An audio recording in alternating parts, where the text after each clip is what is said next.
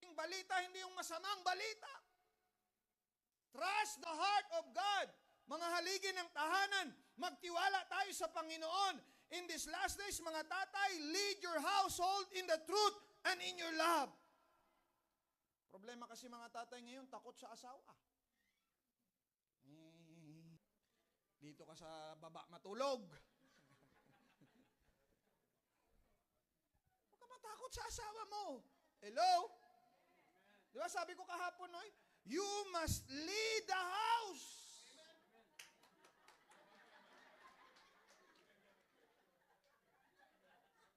Mag-family matters kaya tayo ngayon. Husband, love your wives. And wives, submit to your husband.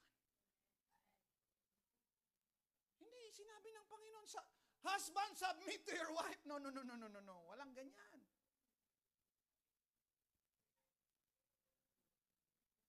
Hindi naman pwedeng magsigasigahan tayo, mga tatay. Lead them to the Lord.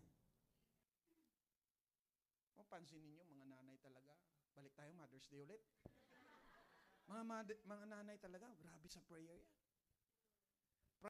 Don't get me wrong, mga kapatid. I'm not against a woman can be a pastor or a preacher. Let me make it clear, mga kapatid. Ang tanong kasi, at the end of the day, mga kapatid, what is your husband doing? Is he under you? Tabi-tabi po, disclaimer lang ha. Hindi po galing sa akin to. Narinig ko lang sa isang preacher. Kapag kayong isang lalaki under sa babae, yung mga lalaki na yan, irresponsable. I'm not saying totoo yung sinasabi ko ha. Pero masakit yan. Ulitin ko, hindi galing sa akin yan. Ang point niya dito, mga kapatid, fathers, we are to take the lead of your family. Amen? Sabi nga ni Timothy, di ba?